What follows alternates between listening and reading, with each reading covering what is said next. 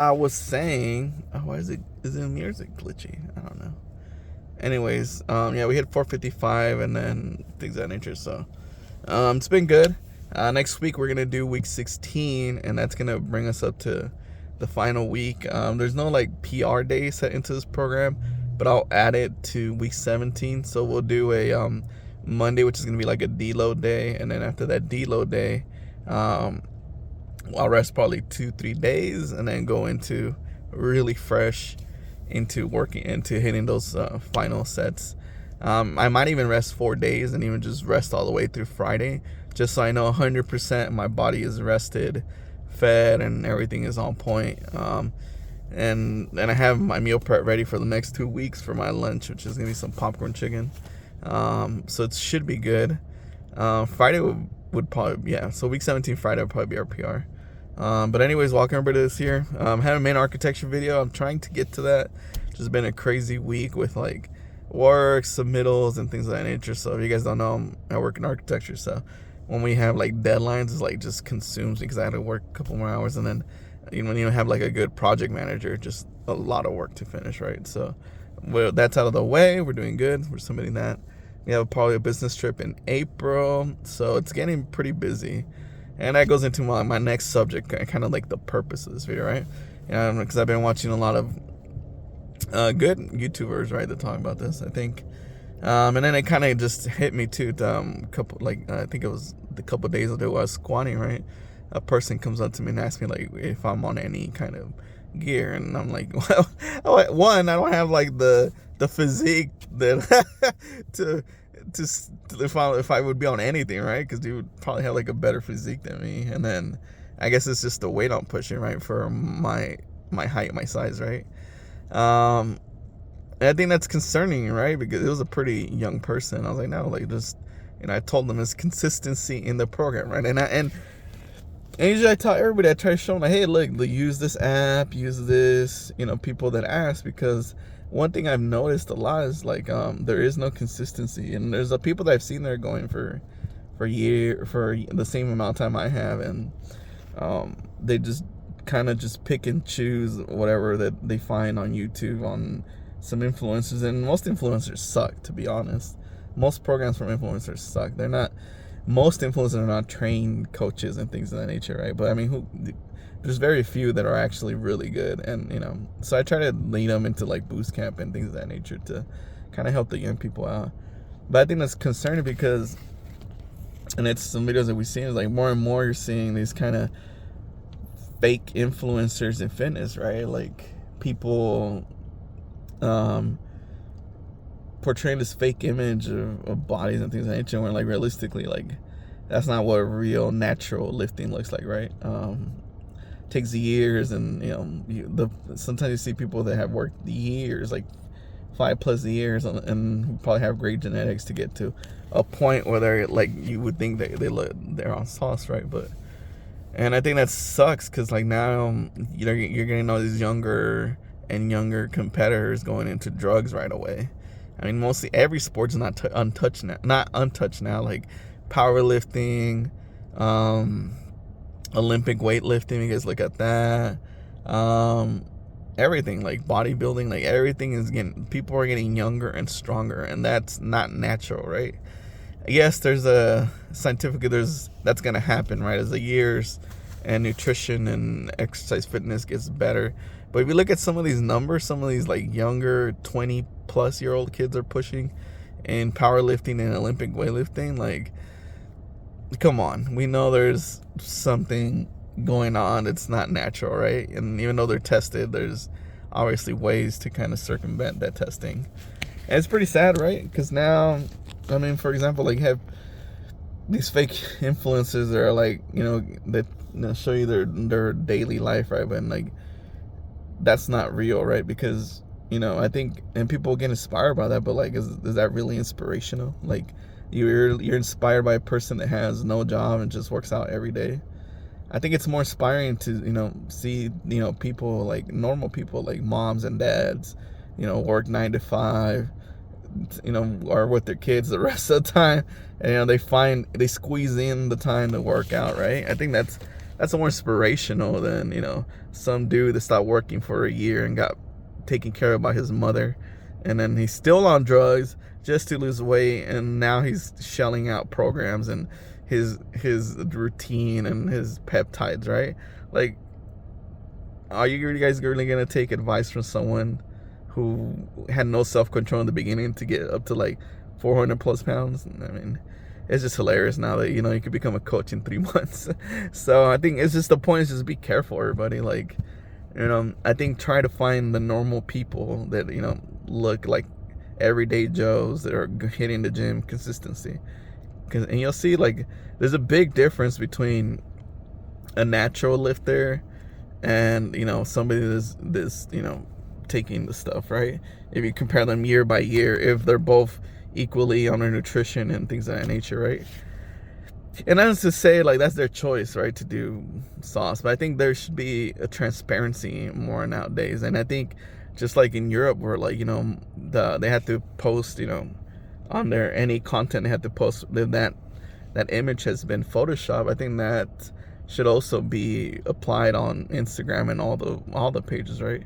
There should be like labels like, hey, this guy is on sauce, this guy, this Photoshop, this, etc. Like, because it's gonna get to a point where, like, all these it's gonna get younger, and eventually, and honestly, probably the parents are to blame. Like, who's buying them the stuff, right? But you're seeing also there's an increase in younger people dying too from substance abuse, right? From steroids and things of that nature. You know, check out how many younger bodybuilders now have died earlier than in the past, right? So it's crazy. I think it's just my warning, and I guess that's why I post videos. Is like, I'm a dad, I work a regular job. You guys see me working out at 5 a.m. or midnight, and just to show consistency in, like, what a normal lifting looks like, what a normal 38-year-old, what normal recovery is, because, like, recovery takes way longer when you're older. So that's kind of the goal, is just to show some normalcy to an otherwise saturated market of fake, right?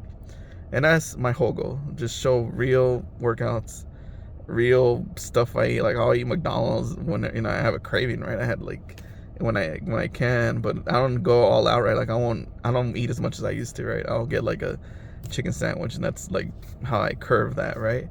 And which I think is important, because I also don't want my kids, if they ever get to see these videos right on YouTube, you know, to have a better inspiration and understanding of, you know, I did all this in a natural way, right? I never took substances to get to the weight I wanted to, and then just to show them that hard work pays off instead of, you know, taking a shortcut. And not to say, and as much as we like to say, like, oh, you still got to put in the work. Yeah, you got to put in the work, but there's an obvious advantage of juicing up over not juicing up. If you put the same amount of work, both people, obviously is going to be a big notable difference. I think there's a video too on YouTube. I can't remember. I'll try to look it up, put it on a link, of some guy who they had 30 days apart. I think it was 30 or 90, and one was natural and the other guy was gonna start steroids. And 30 days apart, like, bro, and they put the same amount of work. And one guy was getting coached personally by the coach, right? The natural guy was getting coached daily, nutrition and everything, compared to when the steroid guy came in 30 days, and it was insane, the change. So that, like, knocks it out the windows. Like, dude, you can have a pro training you naturally, and you're still not gonna make the same gains as, like, even a very novice, knowledgeable person, right? But yeah, I mean, it's crazy right now. So everybody just be careful. Don't believe none of those media posts, all those fake influencers, especially those people that lose weight and then start selling you programs. Because last thing you want to do, you know, you're in this to get healthy, right? And last thing you want to do is just compromise your health with substances, because those substances don't come without a cost. It's better to just be natural, man. Let your body age, let your body grow naturally, and then you'll see the progress. It'll take longer, but in the end, you're going to be happier, healthier, and probably going to outlive the people that are doing steroids. And eventually, all those people that hop on TRT and all that, they have to stay on that forever. It messes up your whole thing, so you have to come back on that. Or the women that take Anabar, like even though for minimal pushes, for minimal strength gains, they sacrifice their femininity. Like, it's crazy. When you can achieve the same amount of strength with training, right? My wife, she's freaking strong for her, and she's done it naturally. Like, she's just naturally progressing weight by weight by weight. I try to give her tips here and there, but she knows when she's pushing it. She's smart, so she knows what her body limits is. And she's not at all infatuated with like this idea of this feminine figure, right? She just works out hard, and that's one thing I love about it. So she's doing her thing as a mom, working, and it's cool to see our progress together as a couple. We started this about a year ago, and we're both down a significant amount of weight. So it's cool to see our kids see it. Our kids want to start working out, so now we have to find the time to start putting them into the starting slow into the workouts. My younger son wants to do Olympic lifting and boxing, so that's gonna be tough. But I want to train him as much as I can, until financially it's feasible to. I think at 10 or 13, he can start joining an actual Olympic training facility. So we'll get him there with just as much as I can. And of course, I'm not ever gonna push him. It's something he has to want to do, because motivation comes from within. If you don't have that fire inside by yourself, then you're not gonna push yourself. So that's the good thing, that he wants to do that. The older one, we do, and they both do soccer. So I think that on this journey to be healthy, me and my wife's goal was to instill that into our kids and to be healthier. See us working out so that it becomes a normal for them. So as they get older, it's easy for them to just continue this activity level, right? Because one thing in the Hispanic community, you guys obviously know, is like in Mexico, we have the highest, I'm not in Mexico, but we have some of the highest diabetes rates, obesity rates, and that's because of all our foods are really heavy fat oriented, right? Really heavy. So that's kind of the goal is just how do we push our kids away from that? And we still make like traditional Mexican food, right? Like frijoles and all that stuff. But we're also introducing, variations of chicken with rice and chicken with salad and things of that nature, which is good. High protein, low carb diet, not low carb, but moderate carb diets, low fats. My son loves freaking meat, so he has to chill out. But anyways, that was just my little car chat. Thank you guys for subscribing. I appreciate every one of you. We're getting close to 100.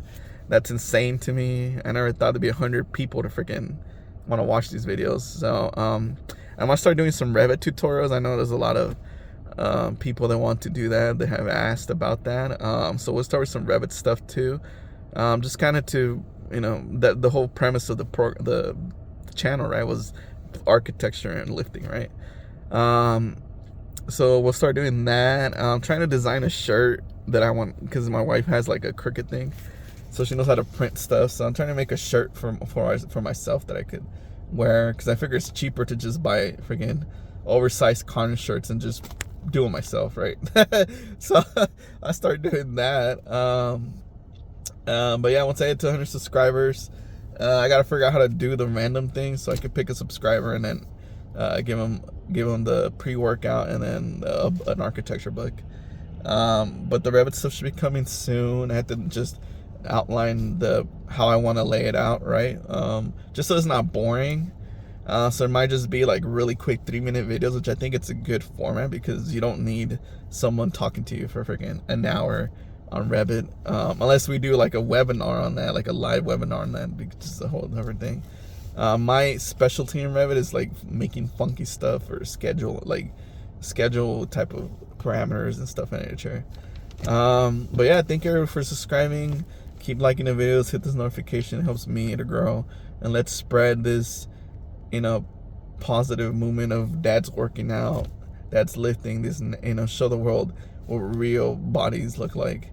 so we could, move away from this fake influencers, and then show the world architecture and love architecture, because anywhere you are in the world right now, where you're at sitting, it was built by an architect, or designed by an architect, built by builders. But thank you guys for let your comments below what you guys think about today's fitness industry, and have a good day, everybody.